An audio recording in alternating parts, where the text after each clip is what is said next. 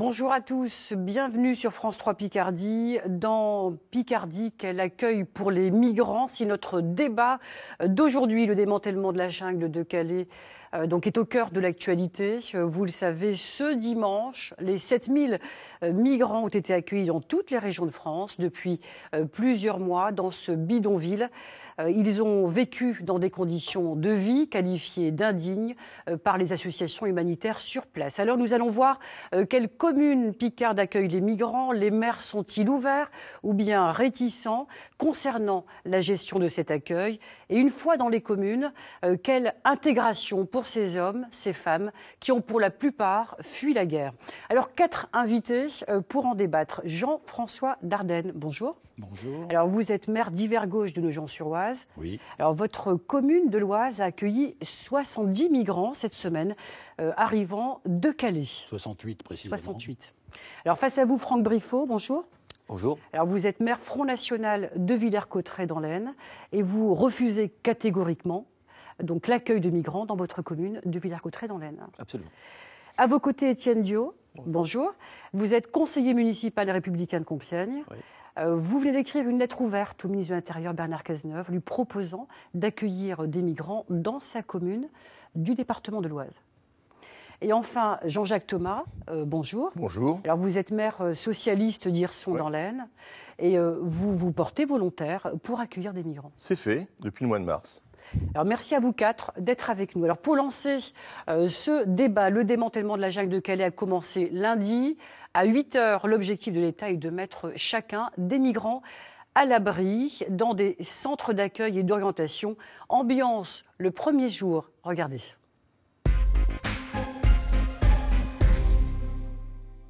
Dans le camp, dernier brin de toilette à l'eau glacée pour ce groupe de Soudanais sur le départ. Pendant 4 mois, ils ont vécu à 7, ensemble dans cette tente.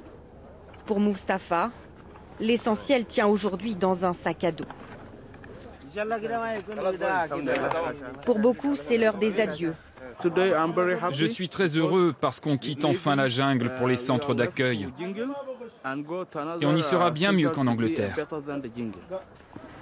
Tous les moyens sont bons pour rejoindre le hangar où une longue file les attend. Après avoir donné leur identité, il ne leur reste plus qu'à patienter. Eux s'apprêtent à partir pour Bordeaux. Moi, je veux recommencer une nouvelle vie. Et cette ville a l'air vraiment bien. Dernier contrôle, avant de laisser derrière eux les mauvais souvenirs de la jungle.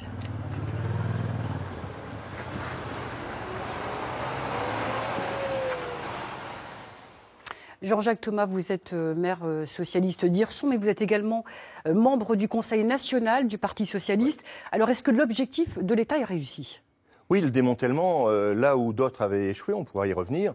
Il ne suffisait pas simplement de dire on démantèle et puis de laisser revenir par vagues successives les migrants. Ce qu'il faut, c'est que ce camp, on a 36 000 communes, 9 000 migrants, 4 par commune avec des villes plus ou moins importantes. Mais ce qui est important, c'est de se dire de situer le contexte. On a aujourd'hui 16 millions de personnes qui, si elles rentrent dans leur pays, risquent d'être torturées, tuées, discriminées, etc. Et aujourd'hui, on est en Allemagne sur 1 million de migrants qui ont été accueillis et nous, on parle de 30 000. Et donc, il importe aujourd'hui de remettre les choses dans leur contexte. Et moi, à Hirson, par exemple, j'ai accueilli depuis le mois de mars 7 Afghans qui avaient été torturés, qui avaient vécu des choses qu'on ne peut imaginer là-bas, chez eux, et qui ont fui. Certains étaient pompistes, bergers, étudiants, ils étaient au sud de Kaboul, et donc ils sont arrivés à Calais. Et comme on l'a vu sur le reportage, dans des conditions qui sont indignes aujourd'hui, et ils sont à Hirson, et depuis le mois de mars, on n'a eu ni problème, ni émeute, ni meurtre, etc. Enfin, je veux dire, on n'est pas dans le fantasme, mais on s'aperçoit aujourd'hui que ce qui a été fait dans d'autres régions fonctionne aujourd'hui chez nous. Franck Briffaut, donc objectif réussi de François Hollande, ce démantèlement? Moi, je dirais que l'objectif sera réussi quand on aura réglé le problème sur le fond. C'est pas parce qu'aujourd'hui on fait partir les migrants de la jungle, qui vont d'ailleurs aller ailleurs, qu'ils soient dans un centre d'accueil, qu'ils soient dans un autre camp, on règle pas le problème à la source. Le problème à la source, c'est bien actuellement, elle n'est pas tarie. il continue chaque jour d'arriver aujourd'hui des migrants en France pour des raisons qu'on peut comprendre. Il y a un aspect politique, un aspect plus personnel et humanitaire. Ça, c'est deux aspects du problème, mais on ne règle pas le problème. Aujourd'hui, pourquoi aujourd'hui Calais ? Tout simplement parce qu'il y a les élections présidentielles et qu'on essaye par affichage, on vit de Calais, mais on va les transférer ailleurs. Vous semblez d'accord avec Franck Briffaut pour les Républicains, Étienne Dio ? Moi, je crois qu'il faut poser le problème dans des termes un peu différents. Vous nous interrogez sur les migrants. Effectivement, quand on voit les images de Calais, la situation inhumaine dans laquelle vivent ces hommes et ces femmes, personne ne peut rester insensible face à cette détresse. Donc désaccord tout de même. Mais le problème, c'est que si on ne fait que parler avec son cœur, on ne résout pas les problèmes politiques. Et un responsable politique, selon moi, il doit parler avec son cœur, mais aussi il doit parler avec sa raison. Et la raison, c'est de dire qu'est-ce qu'on fait pour régler ce problème à la racine, sachant qu'il faudrait aussi bien définir les termes. On parle de migrants. Mais dans ces migrants, il y a bien sûr des migrants, des réfugiés politiques, des demandeurs d'asile, des gens qui sont en insécurité, mais il y a aussi des migrants économiques, des clandestins, ce qu'on appelle des migrants qui sont des clandestins, et qui, eux, doivent être accompagnés dans leur pays. Les chiffres, on va être précis, 80% de ces réfugiés ou migrants sont des réfugiés politiques. Eh bien, si ce sont des réfugiés politiques, sur les conditions en fait, de ce démantèlement, est-ce que tout de même vous validez l'idée que c'est un succès, d'ailleurs, comme le dit Xavier Bertrand, le président de Région des Hauts-de-France, je vous le dis, vous êtes républicain, qui est satisfait, donc il salue Xavier Bertrand, le travail de toutes celles et ceux qui ont assuré le bon déroulement de ces opérations avec le soutien de l'ensemble des forces de l'ordre. Et donc, par contre, il demande au gouvernement britannique d'accélérer pour le reste. Les Républicains, donc votre parti, êtes-vous d'accord avec Xavier Bertrand ? Il est clair qu'on peut être satisfait de sortir les gens d'une situation aussi horrible. Vous avez parlé des forces de l'ordre. D'ailleurs, je voudrais en profiter pour rendre hommage à nos forces de l'ordre qui ont été violentées, qui ont subi de multiples agressions à Calais, même sur tout le territoire en ce moment, et je voudrais leur rendre un certain hommage. Peut-être se dire aussi, rappeler un peu les choses, parce qu'on n'est pas arrivé là d'un seul coup. Ce n'est pas parce que François Hollande est au gouvernement que les migrants sont arrivés. En 2002, on a eu une phrase de quelqu'un qui était ministre de l'Intérieur, qui a dit « Si on règle le problème de Calais sans en prendre toutes les conséquences, on aura des problèmes d'insécurité ». Et cette personne était ministre de l'Intérieur, il s'appelait Nicolas Sarkozy. Et c'est lui qui a démantelé Calais sans prendre la moindre précaution pour savoir ce qu'allaient devenir ces hommes et ces femmes et ces enfants. Et aujourd'hui, on fait semblant de s'étonner en disant mais comment se fait-il ? La différence entre l'un et l'autre, c'est que les deux ont voulu démanteler sans gâte pour Nicolas Sarkozy je termine, et notamment Calais pour François Hollande. La différence, c'est qu'aujourd'hui, François Hollande a trouvé des points de chute et on est passé des campements indignes, des bidonvilles, à des centres d'orientation et d'accueil. Donc un accueil encadré. Bien sûr. Les migrants sont accueillis. Jean-François Dardenne, vous les accueillez, vous, à Nogent-sur-Oise. Vous dites, c'est une tradition. Vous en pensez quoi de ce démantèlement ? C'est plutôt une réussite pour vous ? Je pense que je suis d'accord avec Jean-Jacques Thomas, c'est plutôt une réussite parce qu'on a prévu l'après. Évidemment, tout va se jouer dans l'après, mais c'est un défi. Les choses ne sont pas encore réglées, je suis bien d'accord. Maintenant, moi, j'ai qualifié cet accueil à Nogent-sur-Oise de quasi non-événement. Pourquoi ? Parce qu'évidemment, la ville de Nogent-sur-Oise a dans son histoire, nous avons accueilli des foyers de travailleurs migrants, nous en avons 3 sur notre territoire. Donc nous avons accueilli les migrants quand il s'est agi d'aller chercher pour les besoins économiques de la nation dans les années 70. Et puis nous avions un CADA, un centre d'accueil pour les réfugiés politiques qui a fonctionné pendant plus de 30 ans. Donc l'accueil des migrants, des réfugiés à Nogent-sur-Oise, je dirais même c'est une tradition. Et les Nogentais voient à côté d'eux fréquenter les rues nogentaises, ils voient des Tchétchènes, ils voient des... Et donc ce que je voulais dire, au-delà même, parce que je pense qu'il faut raisonner sur le temps long, au-delà même de cette histoire, je dirais même que c'est dans les gènes de Nogent-sur-Oise, puisque si je raconte rapidement l'histoire de Nogent, on avait 2 sœurs écossaises qui sont parties d'Écosse, qui ont été à Jérusalem, qui sont revenues et qui sont venues se faire trucider à côté de Nogent-sur-Oise et qui sont les 2 saintes de la ville de Nogent-sur-Oise. Et donc c'était des Écossaises. Donc je dirais que c'est y compris dans notre histoire, mais même presque dans nos gènes. Dans vos gènes. Avant de vous donner la parole, Franck Briffaut, on va juste écouter le préfet de la Somme. L'État rappelle le devoir d'accueil de la France. On écoute Philippe de Messer, préfet de la Somme. vous trouverez toujours des personnes pour diffuser des messages de haine, des messages de xénophobie, des messages qui attisent cette sorte de xénophobie. Et donc, moi, je ne suis pas du tout, bien sûr, dans cette logique, et je condamne absolument ces démarches. Nous avons un devoir d'humanité, un devoir de solidarité vis-à-vis de ces personnes qui sont en grand danger. Et donc, c'est l'honneur de la France que de les accueillir. Franck Briffaut, une réaction. L'honneur de la France d'accueillir des personnes. L'honneur de la France, c'est d'abord de respecter les engagements internationaux de manière à régler le problème à la source. Or, la France ne l'a pas fait, que ce soit au Liban, que ce soit en Libye, que ce soit en Irak.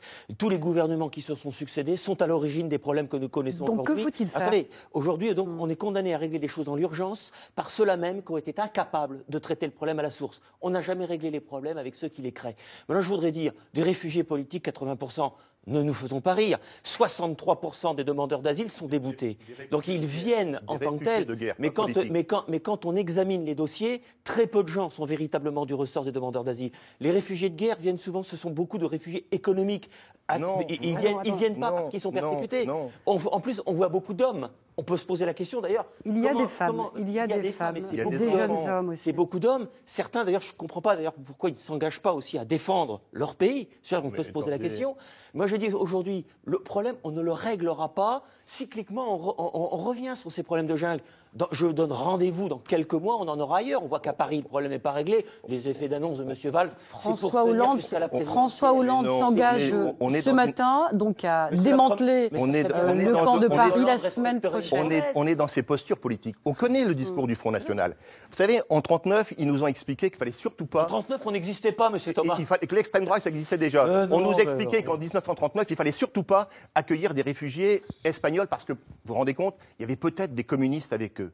En 62, on nous a expliqué, surtout pas de réfugiés d'Algérie, il y a peut-être des harkis parmi eux. Et c'est le même discours. C'est votre faute, ça. Et c'est le même discours. Oui, les harkis, c'est vous qui l'avez trahi. En 62, j'étais pas né, mais c'est sans doute. Mais sur le fond, est-ce que vous feriez partie de ces gardes, M. Briffaut ? Non, je ne peux pas vous laisser dire ça. Vous allez me le laisser dire. Est-ce que vous feriez partie de ces gardes ? Est-ce que vous feriez partie de ces gardes qui auraient refusé aux Espagnols de franchir la frontière ? Est-ce que vous feriez partie de ces gardes qui auraient, M. Briffaut, interdit aux harkis de monter dans les bateaux ? Parce que c'est ça aujourd'hui. L'ennemi extérieur pour vous, c'est l'Europe. C'est l'Europe. L'ennemi extérieur, c'est maintenant l'islam. On s'est battu pour eux. Et voilà. On a été les seuls. Et vous êtes aujourd'hui les mêmes. C'est la peur de l'autre. S'il vous plaît. Est-ce que vous avez... S'il vous plaît. Est-ce qu'aujourd'hui, on a des réfugiés, y compris chez vous, Oui, vous allez sortir des courriers, j'ai vu. Mais c'est très facile d'impliquer les autres. Vous envoyez ceux que vous avez qui viennent vous voir, vous les envoyez chez le conseiller départemental Front National qui rentre dans la propriété et qui disent qu'ils les hébergent clandestins. Une lettre de M. Thomas. Bien sûr. Et alors les gens qui reçoivent chez le conseil départemental. Oui, bien sûr, parce qu'ils expliquent. Ils expliquent qu'ils vont trouver de l'emploi à tout le monde. C'est quand même incroyable. Ils vont trouver de l'emploi. Qu'ils fassent leur boulot. Signé par ils sont élus pour ça. S'il vous plaît, on va donc avancer. Vous avez bon cœur avec les autres. S'il vous plaît, M. Briffaut, M. Thomas. Simplement, on va faire un point sur le nombre de migrants, excusez-moi, de migrants en Hauts-de-France. On regarde ensemble combien de migrants ont été accueillis en France. Tout d'abord, 7000 personnes réparties dans toutes les régions. Dans les Hauts-de-France, 845 migrants. En Picardie, 337 personnes au total. Alors, c'est le choix, au fond, de l'équilibre qui a été demandé par l'État aux communes. Étienne Dio. Oui, là, je crois qu'on s'est un peu éloigné du sujet. On est parti dans de l'idéologie entre le PS, le Front National. La réalité, quelle est-elle ? Je pense qu'il faut parler de la réalité. Aujourd'hui, pourquoi on est arrivé à 11 000 migrants à Calais ? C'est la faute, à mon avis, de la politique du gouvernement qui, depuis 4 ans, mène une politique de lutte. C'était 1600. 7 000 personnes. 7 000 personnes. On peut jouer sur les chiffres. 7 000, 11 000. Il y a une politique du gouvernement qui a été totalement laxiste depuis 4 ans. Aujourd'hui, on parle de résoudre les campements, mais on ne parle pas de l'origine, de la protection des frontières, de créer des hotspots, pourquoi pas en Angleterre, pour que l'Angleterre fasse le tri de ses demandeurs d'asile, qu'il y ait des hotspots dans les zones de guerre. À Noyon, on accueille 28 migrants. Dans la 6e circonscription de l'Oise, à Noyon, il y a 24% de chômage. À Ribécourt, on se bat pour la préservation du trésor public sur le territoire.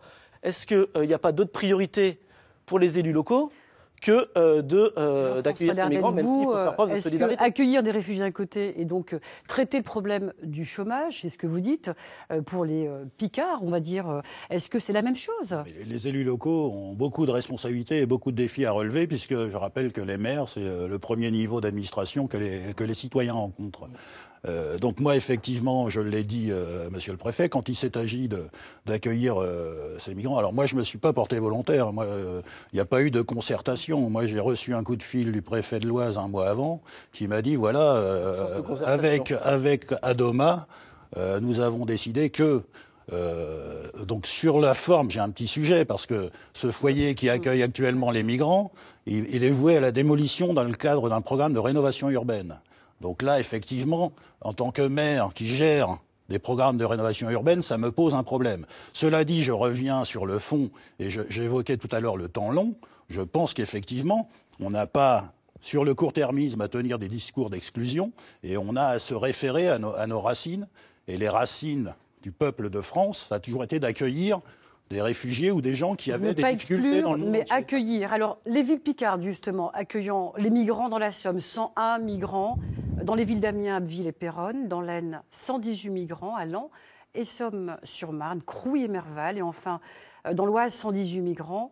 Au total, Nogent-sur-Oise, Beauvais et Noyon. Alors, comment ça se déroule donc, comment intégrer au mieux ces familles? Vous en parlez, Jean-François Dardenne.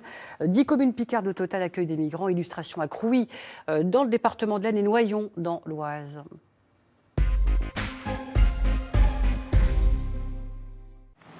En arrivant, ils découvrent leur nouvel horizon. Un hôtel dans la banlieue soissonnaise, une zone commerciale, un stade. Pour ces 18 Afghans, Crouy, 3000 habitants, c'est d'abord le calme et un certain confort. J'ai vécu dans la jungle pendant 9 ou presque 10 mois. Il y avait tellement de problèmes pour nous, pas d'endroit pour dormir, pour prendre une douche, pour boire. Alors nous sommes venus dans cette ville. Cet hôtel est bien, cette ville est bien pour nous. Toute la soirée, les autorités ont pris leur identité, leur ont fait faire une visite médicale. Les migrants se sont ensuite reposés loin du tumulte du camp de Calais. La municipalité envisage de leur proposer des cours de français. À Noyon, cette semaine, 25 Afghans et Soudanais ont posé leurs valises dans ce foyer isarien. Après plusieurs heures de route, l'enfer de Calais leur semble bien loin. Ils vont dormir seuls ou à plusieurs dans des chambres comme celle-ci, avec tous les produits d'hygiène pour leur quotidien. Les personnes, on dispose d'une chambre de 3, de chambres à 2 lits, voire de chambres à 1 lit. La répartition se fera en fonction des nationalités et éventuellement des sexes. Après, on dispose aussi de chambres individuelles pour les personnes qui seraient un peu plus âgées ou éventuellement malades. Les migrants ou réfugiés ont 1 mois pour faire leur demande d'asile. Alors, des migrants plutôt heureux, contents d'être accueillis en Picardie. Picardie, terre d'accueil. Qui souhaite réagir? 108 accueillis dans le département de l'Aisne, c'est quand même 0,02% de la population. Pas 0,2, 0,02. Donc ça signifie aussi que les pays qui bordent les secteurs en crise, je pense notamment au Liban, où on a aujourd'hui 1 700 000 migrants d'accueillis, la Turquie 2,5 millions, la Jordanie 2,7 millions. C'est-à-dire, chacun doit prendre aussi sa responsabilité et sa part. Et donc, on se rend compte que s'il y a un effort, lorsqu'on parlait tout à l'heure de la guerre d'Algérie, en 62, 700 000 rapatriés, puisque c'était le nom qui leur était donné, arrivent en France. 450 000 à Marseille. Et donc, aujourd'hui, plus personne ne parle de ce problème. Et quand on voit que ces problèmes, quand on voit que ce problème aujourd'hui posé, moi, les migrants qui sont arrivés à Hirson depuis le mois de mars, la première chose qu'ils ont demandé, c'est à apprendre le français. Ouais. Et donc, c'est aussi une possibilité qui nous est donnée de pouvoir les accueillir. Arrêtons de comparer des situations qui ne sont pas comparables. Ça vous embête. Les rapatriés d'Algérie étaient des Français. Là, parlons une conception racialiste comme vous semblez l'avoir. Je dis que ces gens-là s'étaient battus pour la France. Au niveau des conceptions... Mais c'est complètement différent. Les réfugiés de Calais ne sont pas venus pour se battre pour la France. Franck Briffaut, s'il vous plaît, on a bien compris, Franck Briffaut, s'il vous plaît, Franck Briffaut. C'est scandaleux que vous les compariez. Franck Briffaut, on a bien compris que vous étiez en désaccord. Alors, que faut-il faire ? Il faut régler le problème à la source, c'est-à-dire qu'il faut démanteler immédiatement les camps illégaux, parce que je rappelle qu'ils sont quand même dans l'illégalité. Il faut inverser la politique migratoire et expulser les clandestins. Il faut suspendre les accords de Schengen, rétablir nos frontières, mettre en place des zones humanitaires sécurisées dans les pays limitrophes des zones de guerre. Mais c'est ce que François Hollande fait en ce moment. Mais je viens de vous expliquer. Monsieur Hollande n'a jamais tenu aucune de ses promesses, pas celle-ci, plus qu'une autre. Je vous ai donné les chiffres en Jordanie. Non, vous ne le faites pas. Mais si, je viens de vous les donner. Vous parlez de 108 personnes. Oui. Mais 108 personnes, mais c'est là, mais depuis des décennies, ça s'accumule. On ne parle pas que décennies. On ne parle pas des sûr. C'est 200 000 qui rentrent par an de ressortissants extra-européens, plus 85 000 ressortissants européens. Jean-François Dardenne, vous souhaitez... Franck Briffaut, Jean-François Dardenne souhaite vous répondre. Jean-François Dardenne. Je voudrais interpeller M. Briffaut. J'ai dit que pour nos gens sur Oise, c'était dans notre tradition. Monsieur Briffaut, à Villers-Cotterêts, vous avez une ville riche d'histoire, vous aviez une maison royale qui a accueilli un célèbre roi de France, un des plus grands, qui est devenu ce qu'on appelait à l'époque une maison de mendicité. Oui. C'est-à-dire que vous, à Villers-Cotterêts, vous avez inventé ce qu'on appelait avant les hospices, qui sont devenus des maisons de retraite. Solidarité nationale. Donc votre ville elle-même, dont vous êtes le maire, a une tradition d'accueil. Tout à fait. Et je pense, personnellement, je pense que votre position est en complète contradiction avec l'histoire de votre ville. Étienne Dio, donc on va parler. Non, s'il vous plaît, Franck Briffaut, il faut que chacun. Franck Briffaut, il faut que. Un ministre socialiste. Franck Briffaut, s'il vous plaît, il faut que chacun puisse s'exprimer. Étienne Dio, donc quelle intégration au fond pour ces migrants une fois dans les communes? Eh ben, je pose la question au gouvernement. Qu'allons-nous faire de ces malheureux qui veulent aller en fait en Angleterre? Ces gens-là ne rêvaient pas d'Hirson, ils ne rêvaient pas de Noyon, ils ne rêvaient pas de Nogent-sur-Oise, ils rêvaient d'Angleterre pour beaucoup. Et pourtant, Nogent-sur-Oise est une ville qui fait rêver. Pour ceux qui rentrent dans le cadre du droit d'asile, les réfugiés de guerre qu'il faut protéger, dont la sécurité est en jeu dans leur pays. Ceux-là, d'ailleurs, je m'étonne du fait qu'ils n'aient pas encore été régularisés. Les autres, les migrants économiques, ceux qui n'ont rien à faire en France, il faut respecter les lois, il faut respecter l'état de droit. Mais c'est ce qui va être fait dans ces centres d'accueil et d'orientation. On va donc avancer dans l'émission, s'il vous plaît. Tous, on l'a compris, ne souhaitent pas rester en France.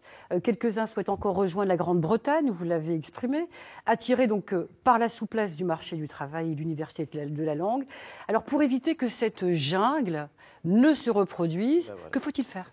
Il faut justement pouvoir accueillir et proposer un certain nombre de sorties. Et puis, il y a à la fois l'humanité qui est indispensable, et puis la fermeté par rapport à ceux qui ne sont pas des réfugiés de guerre, et non pas des réfugiés politiques, M. Briffaut, des réfugiés de guerre. Lorsqu'on a des bombes qui vous tombent dessus, lorsque vous êtes coincé entre le régime de Bachar el-Assad et Daesh, vous faites quoi? Lorsque vous avez des enfants qui sont aujourd'hui séparés de leurs parents, et si jamais on ne tarit pas, je dirais, cette immigration illégale, qu'est-ce qui se passe? Ce sont les mafias qui s'occupent de ces enfants. Ce sont ces mafias qui s'occupent des femmes, la prostitution. On est bien dans des cas de bidonville. Et donc, il ne suffit pas, comme M. Wauquiez le dit, de faire une pétition pour dire « je ne veux pas de migrants » ou de lancer ma commune sans migrants. Ouais. Ça ne veut rien dire. Il faut aussi travailler ensemble. Et regardez un peu ce qui se passe au niveau par exemple, de l'association Léo Lagrange, qui accompagne ces migrants, qui accompagne ces personnes. Quelle intégration, Jean-François Dardenne, l'émission va s'achever. On m'a posé la question. Donc, nous, on ne va pas faire des choses en plus, puisqu'on a déjà des dispositifs de droit commun. Je l'ai dit, la tradition d'accueil, elle est prise en charge par des organismes. Concrètement, que se passe-t-il? Vous le rapprenez comme à déjà à Nogent-sur-Oise des cours d'alphabétisation, des cours d'apprentissage de la langue française. Donc ces personnes, si elles le souhaitent, vont intégrer ces dispositifs de droit commun. Il y a déjà des personnes qualifiées qui travaillent depuis des années. On a cité Léo Lagrange, je pourrais citer Adoma, etc., sur l'accueil de ces réfugiés et qui réussissent l'insertion sociale et professionnelle de ces personnes. Le problème, c'est que pendant que des bus quittent Calais pour Noyon, pour Nogent-sur-Oise, il y a des bateaux qui traversent la Méditerranée. Et que ferons-nous de ces milliers d'hommes qui arriveront ou de femmes qui arriveront sur notre territoire? Comment contrôler ce flux migratoire? Il faut que le gouvernement, enfin, mène une politique migratoire ferme. Quelle était la politique migratoire que Sarkozy a menée lorsqu'il était ministre de l'Intérieur puis président de la République? Mais aujourd'hui, je veux dire, les reconduites à la frontière ont baissé de 20% la peur en 2016. On nous dit, oui, mais les migrants, vous imaginez, parmi eux, il y a forcément de dangereux criminels, il y a des islamistes, etc. C'est la peur qu'on met en place. Et la peur n'a jamais réglé de problème. Il ne suffit pas de dire, je vous dis de lancer une pétition pour interdire, lorsque vous avez des cas, des hommes, des femmes et des enfants... C'est l'opacité qui crée la peur. Franck Briffaut, que dites-vous? La peur. Vous faites peur aux gens. Franck Briffaut, vous faites peur aux gens. Vous réveillez le rôle la peur des gens. est de prévenir la population dont on a reçu le mandat des dangers qui le guettent. Oui. Si maintenant on tire sur les sentinelles parce qu'on prévient des dangers, c'est pas la peur, c'est simplement dire ce qui va se passer. Depuis 40 ans, ce que nous avions dit il y a 40 ans se produit aujourd'hui. On en est là, on disait à l'époque, mais vous fantasmez, il n'y aura jamais de camp en France, il n'y aura jamais Et aujourd'hui, on y est. Vous avez toujours 20 ans de retard. Aujourd'hui, vous proposez de vider la baignoire avec une petite cuillère, alors que vous avez laissé les robinets qui alimentent la baignoire grand ouverts. Jean-François Dardenne, le mot de la fin, l'émission se termine. Jean-François Dardenne, vous accueillez des migrants là chez vous. Le mot de la fin en si j'ose dire, tout commence effectivement, le défi, c'est de relever le défi de l'intégration de ces personnes ou du futur de ces personnes. Mais je pense que la France est une terre d'accueil et surtout qu'il faut qu'elle le reste. Merci à vous quatre. Ce sera donc le mot de la fin. C'est la fin de cette émission. Merci donc d'y avoir participé. Dans un instant, votre journal régional présenté par Émilie Monchot. Dimanche en politique se poursuit sur France 3 National avec Francis Letellier. Je vous retrouve dimanche prochain. On parlera écologie en Picardie avec Barbara Pompili. Très belle journée à vous.